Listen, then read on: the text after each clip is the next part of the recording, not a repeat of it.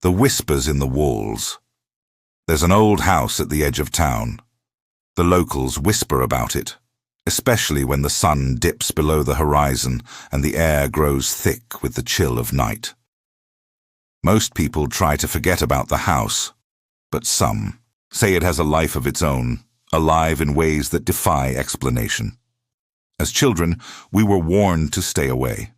They told us it was cursed, haunted by the spirits of the past. But as we grew older, curiosity crept in. The stories of those who'd entered and never come out began to stir something darker inside us. We dared each other to step inside, to see for ourselves if the rumors were true. That's how I ended up standing on the doorstep of the house, my heart racing as my friends egged me on. The door creaked open with the slightest push, revealing a musty, dimly lit hallway. The air inside was thick, heavy with something I couldn't place. I stepped over the threshold, the floorboards groaning beneath me, as if they were warning me to turn back. "Come on, it's just a house," my friend Mark said, though his voice shook with uncertainty. "We've seen enough haunted houses, in movies." But there was something about this place, something that made my skin crawl. As I walked through the dusty hall, I noticed strange markings on the walls, like scratches, deep gouges that seemed to stretch across the wood as if something, or someone, had tried to escape. We explored room after room, each one more decrepit than the last.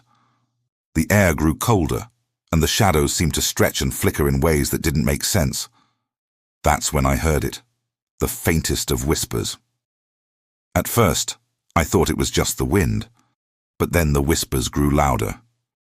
They seemed to come from the walls themselves, like a voice pressed up against the wood, just beyond reach. It was too soft to make out the words, but I felt it. Something was calling to me. "Did you hear that?" I asked, my voice barely a whisper. "Hear what?" Mark looked at me, his face pale. I didn't hear anything. I glanced around, my heart pounding. There it was again. Faint whispers, almost imperceptible, but undeniably real. They seemed to be moving, traveling through the walls, always just out of reach, like they were guiding us deeper into the house. We continued down the hallway, the whispers growing louder and more distinct. "Come closer," they seemed to say. "We're waiting." I couldn't shake the feeling that something was watching us, something that had been here far longer than we had. The house felt alive, its very walls pulsing with some malevolent energy. The air grew thick with dread as we approached a door at the end of the hall. It was different from the others. Newer, more solid. "Do you think we should go in?" I asked, my voice barely above a whisper. Mark shrugged, though I could see the fear in his eyes. "There's no going back now." We pushed open the door, the hinges groaning in protest. The room inside was small, dimly lit by the fading light from the hallway. At first, it seemed empty, just another forgotten room. But then I saw it, a faint shimmering outline against the far wall. I took a step forward, my breath caught in my throat. The outline of a figure appeared, standing still as if waiting. At first, it looked like a shadow, just a trick of the light, but then it started to move. Slowly it began to take shape, a form that seemed both familiar and unsettling. A figure in a long, tattered dress, its face hidden in shadow. Yet its eyes, those eyes, gleamed with an unnatural hollow light. The whispers became louder, clearer, as if they were coming from this figure. "It's time," it seemed to say, its voice a soft, sibilant hiss. Suddenly the figure took a step forward, and I froze. The room seemed to close in around me, the walls pressing in tighter, the air suffocating. I wanted to run, to escape, but my legs refused to move. My friends were just as frozen as I was, their eyes wide with terror. The figure stepped closer, And with each step, the whispers grew louder, more frantic. It was as though the walls themselves were alive, whispering the same word over and over. Join us. I felt a cold hand on my shoulder, icy fingers that sent a jolt of fear through me. I turned, but no one was there. The whispers surrounded me, filling my mind, drowning out all thought. Join us, they said again, and this time I understood. The walls began to pulse, and the air grew thick with the scent of decay.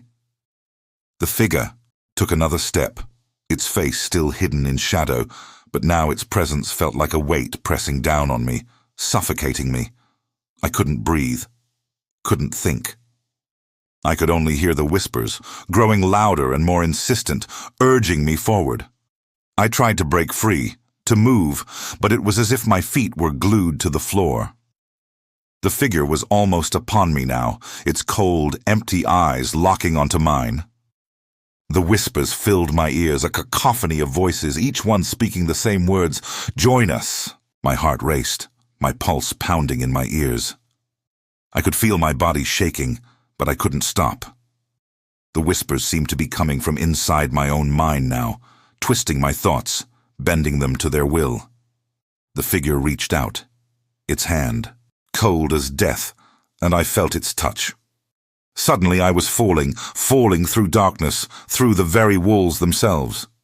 I could hear my friends screaming, but their voices seemed so far away, as if they were being swallowed by the house itself. Hit the ground with a sickening thud, my body bruised and broken. I tried to move, to get up, but the house had a hold on me.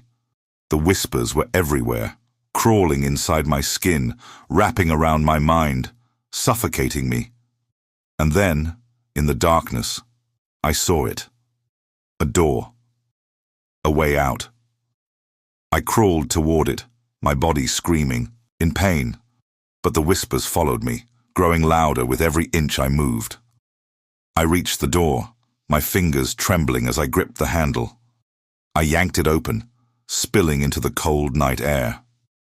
The whispers stopped. But something wasn't right. I could still feel them. Feel them lurking in the corners of my mind, waiting, watching. I never told anyone what happened that night. I never spoke of the whispers or the figure, but I couldn't shake the feeling that the house wasn't done with me, that it would never let me go. And sometimes, when the wind howls through the trees at night, I still hear them, the whispers, always calling, always waiting, and I know. They're still in the walls. The walls began to pulse, and the air grew thick with the scent of decay.